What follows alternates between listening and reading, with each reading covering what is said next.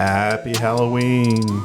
In today's podcast episode, we have spooky stories. Now, some of these may make you a little afraid to buy a house, but we're hoping they'll bring you a little bit of humor. And all of these stories we're sharing with you guys today were brought to you by the CE Shop. We'll link the article we pulled these from in the show notes below, so check it out if you want to read some more. So this first story is first listing gone wrong. Now, setting the scene a little bit here, it says this took place in Jack, Georgia. All right, so about 15 years ago, I joined the real estate industry in the hope of selling my recently deceased great uncle's home in Buckhead. Oh. So Buckhead, pretty lavish part of Atlanta, right? The home is one of those southern-styled, three-storied carriage homes that was more or less beaten up from years of neglect. One hot summer day while working with a contractor, we noticed a cold draft. Give me the chills a little bit already.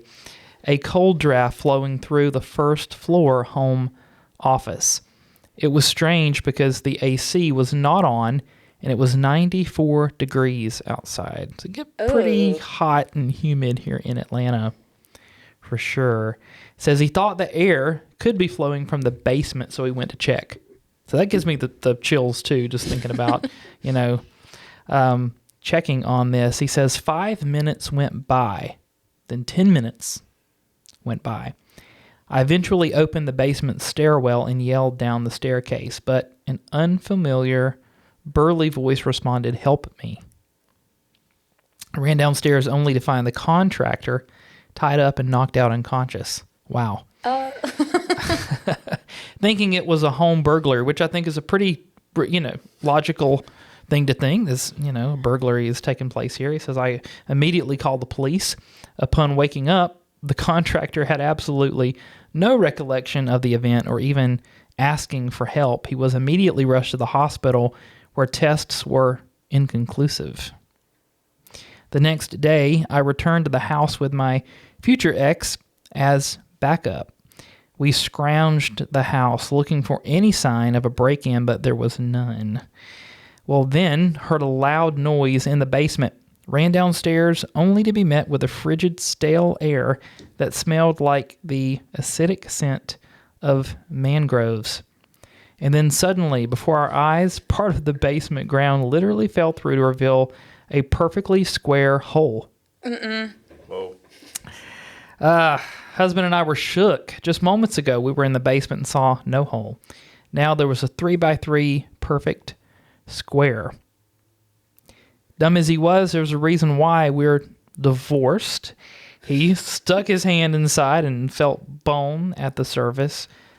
Called the cops. Honey, there's a dead body in there.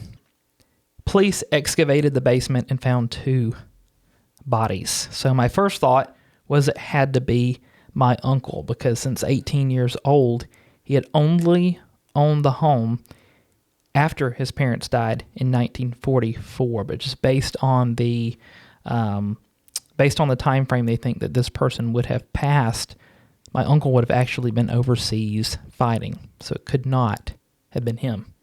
It says, to this day, we have no idea why parts of the house were so frigid, who was actually screaming for help, why the foundation was destroyed.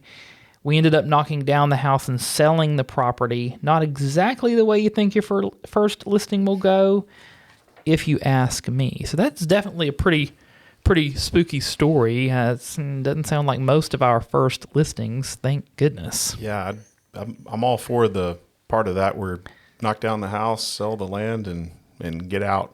Yeah, I guess you forget sometimes you have to be a CSI agent as a realtor. Didn't realize that in the real estate test. Probably not on the seller's property disclosure. No. Probably wasn't one. True. Definitely. Okay, so our next story is from Michigan. I'll just call her Mrs. Smith. So similar to Derek, Mrs. Smith was representing her very first client in real estate. I had a client who loves old homes. We were looking at an 1800s farmhouse that was now in a downtown area, so it had a much smaller yard. As we were looking around the yard, he asked, "Is that a gravestone?" I walked over to get a closer look, and indeed, there was a grave marker in the corner of the yard. It was so old you could not read the inscription. My client was very curious about it, but not deterred. I made a mental note to follow up on the legality of the whole thing. Nonetheless, we moved on. As we toured the home, I was in the threshold of the dining room and kitchen area. My client stood by the kitchen sink when the door from the kitchen to the back door between myself and my client suddenly slammed shut. He and I just stared at each other blankly and made some joke about a ghost. He ended up purchasing the home. I've checked on him on occasion, and he says the home is definitely haunted and he has stories. Luckily, it's a friendly entity, and he's really into history, so he finds it fascinating. Wow. So are y'all of the belief that there are these entities and they have specializations or? Oh, I 100% think so. That's why I will not purchase an old home. They terrify me. I'm going to go with no then. Yeah. Yeah. I think things can happen. You know, we've all heard of shifting in the home, homes settle over time, but ghosts, though, I don't know.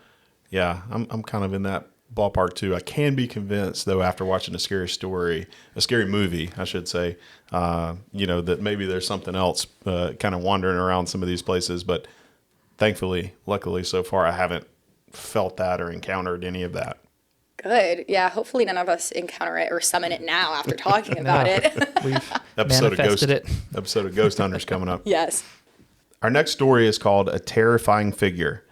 So this agent of the Space Coast of Florida said she was showing homes to a family in a very upscale neighborhood when the unexpected happened. The home was full of furniture and no one lived there anymore. The furnishings were very dated and the home was very large and elegant. We were in the home and the husband was lingering behind in another room, so the wife and I stopped to wait for him. As we waited by the pool table, there was a family room across from us. As we looked up, a white figure glided across the room and out of the side of the house where there was no door. It passed through the wall. It was a full figure. I screamed and the wife laughed. The husband came running and we were in hysterics laughing at the situation. She was not bothered by it, but I was a bit freaked out. There wasn't anything going to bother this lady. She said, "We will just bless this home and make it ours." Wow. That's a very positive lady. I don't know if I have her confidence in just blessing the house. Absolutely. I guess in your pre-qualification of the buyer, it could be a positive that they want a possessed or haunted home, right? Yeah, Yeah, maybe yeah. even a negotiating piece to get the price to go down a little bit. And depending on where you live, there's certain parts, like think about Savannah, where it could, maybe. Very true. Well, thank you guys for tuning in. We'll catch you guys next week with a normal episode of the Real Estate Game Plan Podcast. Have a good week. Happy Halloween.